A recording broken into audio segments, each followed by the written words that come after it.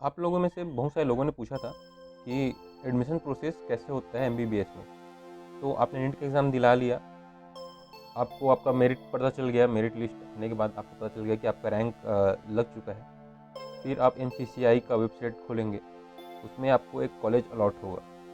उस allotment letter में आपको कोई ना कोई कॉलेज मिलेगा। तो आपको कौन कौन से डॉक्यूमेंट लेके जाने हैं उस कॉलेज में।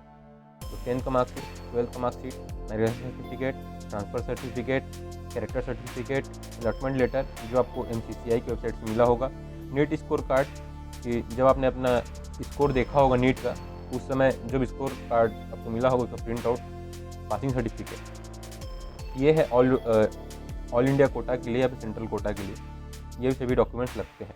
हाँ, अब ऑल इंडिया कोटा में जिन्होंने रिजर्वेशन से सीट उठाया है, एसटी एससी कैटेगरी से सीट उठाया है, ओबीसी से सीट उठाया है, तो उन्हें सेंट्रल कास्ट सर्टिफिकेट भी लगेगा। यह कास्ट सर्टिफिकेट तहसील ऑफिस से बनता है। आपको एप्लीकेशन लिखना है कि आपको सीट अलॉट हुआ है, तो आपको सेंट्रल कास्ट सर्टिफिकेट की ज़रूरत है।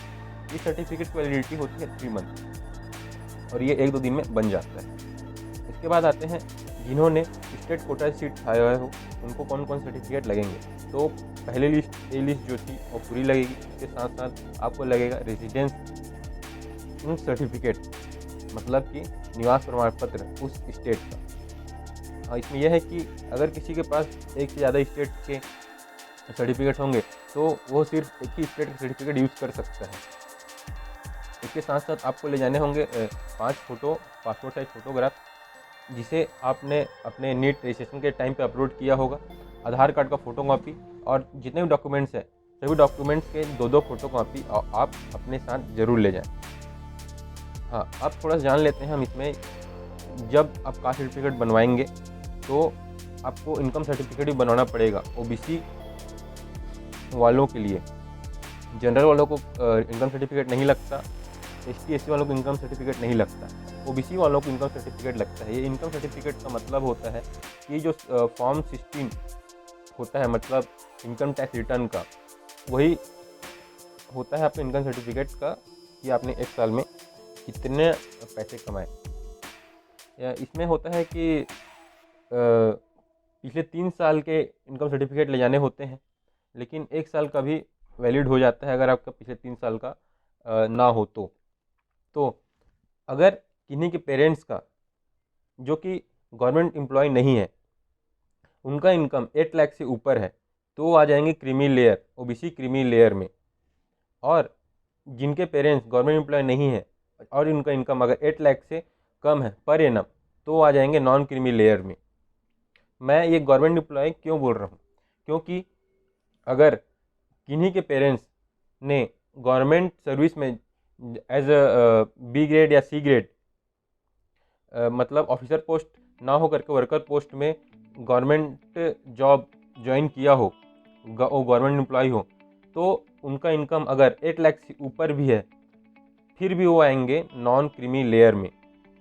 हाँ, नॉन क्रीमी लेयर मतलब कि जो गवर्नमेंट एम्प्लॉय नहीं थे वो उनके लिए क्या था, 8 लाख से नीचे था, लेकिन अगर वही गवर्नमेंट एम्प्लॉय हो जाते, मतलब उनका ज्वाइनिंग अगर एज अ वर्कर हुआ हो किसी गवर्नमेंट सर्विस में, तो वो नॉन क्रीमी लेयर में आएंगे।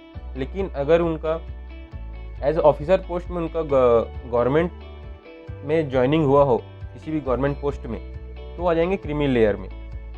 ठीक है, तो मतलब अगर आपके पेरेंट्स गवर्नमेंट एम्प्लॉय हैं, government employ in the sense कि वर्कर पोस्ट में है, वर्कर ग्रेड पोस्ट में है, तो उनका इनकम 8 लाख से ऊपर हो तो भी आप नॉन क्रीमी लेयर में ही आएंगे। ठीक है, ये बहुत सारे लोगों को बहुत कन्फ्यूजन था। ठीक है, तो ये चीज़ें थोड़ी ध्यान रखिएगा, है ना।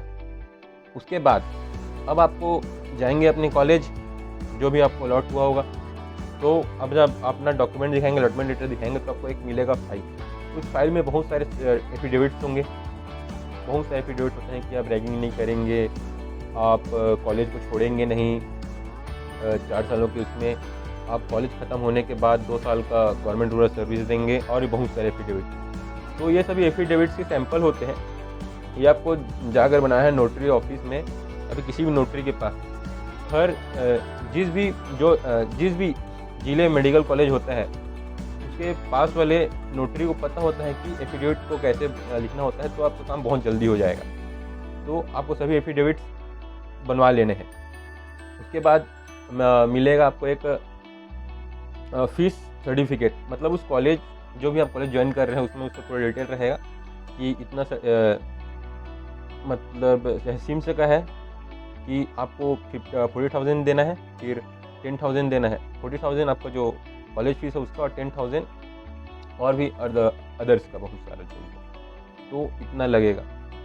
हाँ, अभी ऐसा हो रहा है कि रजिस्ट्रेशन के टाइम पे ही फीस ले लिया जा रहा है पूरा, तो वह फीस है, वही फीस आपका रजिस्ट्रेशन के टाइम पे डिडक्ट हो जाता है, ऐसा कुछ है। इसका पूरा नॉलेज है नहीं मेरे को, शायद ऐसे ही कुछ है।